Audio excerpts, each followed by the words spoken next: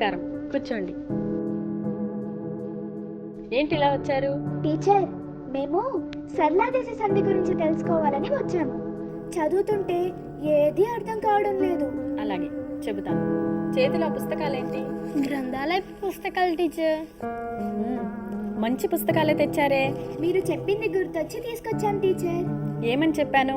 గ్రంథాలయంలో సభ్యత్వం ఉంటే ఏ పుస్తకాలైనా ఇంటికి తెచ్చుకోవచ్చని. మంచి పని చేశారు. మరి చదివారా? చదివాను టీచర్, కానీ ఏది అర్థం కాలేదు. అయితే మీకు సరళ దేశ సంధి గురించి తెలుసుకోవాలని ఉందన్నమాట. అవును టీచర్. మనం మాట్లాడేటప్పుడు ఉచ్చారణలోని వేగం వల్ల రెండు పదాలు కలిసి ఒకే పదంగా మారడాన్ని సంధి అంటాము. ఇప్పుడు మీరు కచటతప అక్షరాలతో మొదలయ్యే పదాలు చెప్పు. క కలువ, చ చందమామ, ట టప, త తలుపు, ప పలక. బాగా చెప్పావు. మీరు చెప్పిన పదాలకు ముందున్న అక్షరాలను కచటతపలు అంటాము. ఈ కచటతపలను పరుషాలు అంటాము.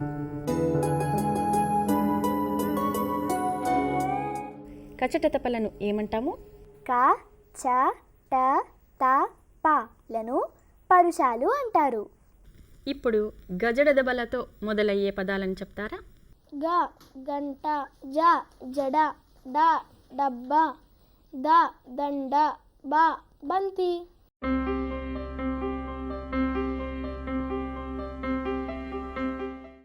గజడదబ అక్షరాలతో మొదలయ్యే పదాలను సరళాలు అంటాము. గజడదబలను ఏమంటారు? గజడదబలను సరళాలు అంటారు. నేను చెప్పేది అర్థమవుతోందా? ఓ, బాగా అర్థమవుతుంది టీచర్. ఇప్పుడు కొన్ని పదాలు వినండి. వచ్చెన్ ప్లస్ తల్లి, వచ్చెందల్లి.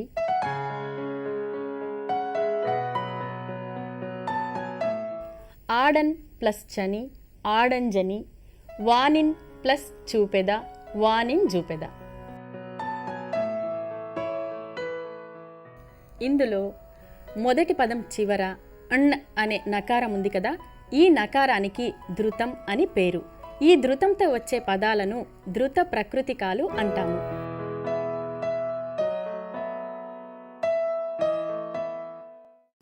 ఇప్పుడు నేను కొన్ని పదాలు చెప్తాను, వీటిలో ధృత ప్రకృతికాలేవో చెప్పండి. అలాగే టీచర్. వెన్నయున్ ప్లస్ పెట్టు, వెన్నయున్. సన్నుతిన్ ప్లస్ పాడు, సన్నుతిన్. మాటలన్ ప్లస్ పోవునే, మాటలన్. వరమునన్ ప్లస్ పుట్టితిన్, వరమునన్.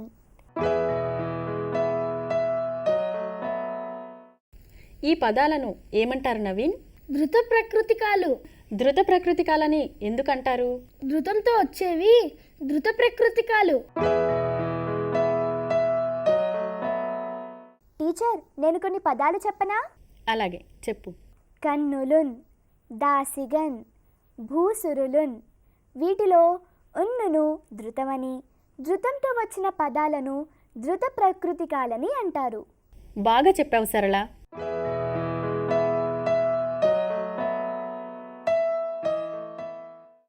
ఇప్పటి భాషలో పరుషాలను శ్వాసాలు అని, సరళాలను నాదాలు అని అంటారు.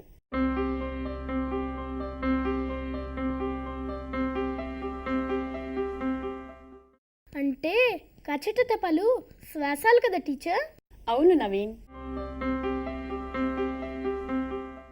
గా, జ, డ, ద, బ లను నాదాలు అని అంటారు కదా టీచర్?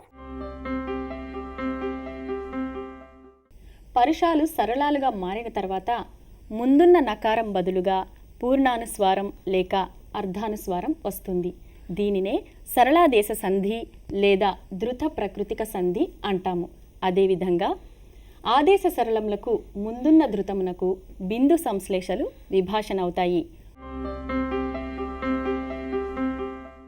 ఉదాహరణకి పూచెన్ కలువలు, పూచెన్ గలువలు, పూచె గలువలు, పూచెన్ గలువలు. ఉన్న అక్షరాన్ని తొలగించి దాని స్థానంలో మరో అక్షరం చేరడాన్ని ఆదేశం అంటాము.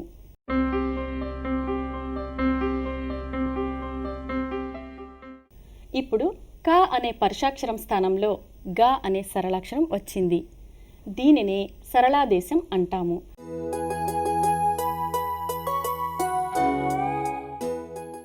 హల్లుకు హల్లు చేరడాన్ని సంశ్లేషణం అంటారు. అంటే న్గా అనేది నాకు గావత్తు, న్గా అనేది సంశ్లేషణం అవుతుంది.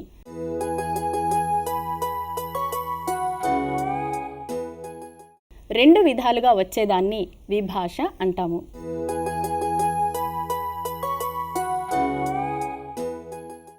నవీన్, టీచర్ ఈ సరళాదేశ సంధి కోసం చెప్పిన పదాలు కొత్తగా ఉన్నాయి కదా?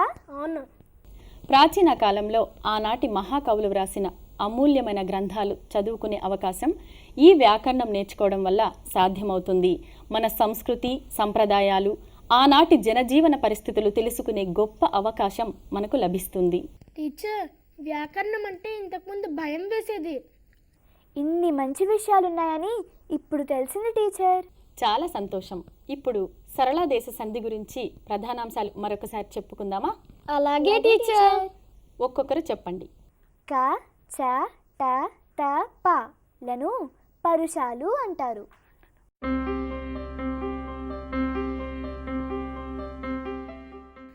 గజడి దెబ్బలను సరళాలంటారు.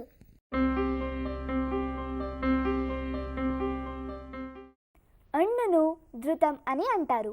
ధృతంతో వచ్చిన పదాలను ధృత ప్రకృతికం అని అంటారు.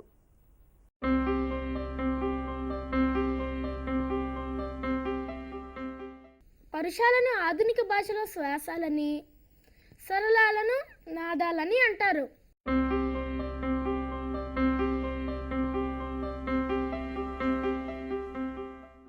పరుషాలు సరళాలుగా మారి ముందున్న నకారం బదులుగా పూర్ణానుస్వారం లేక అర్ధానుస్వారం వస్తుంది.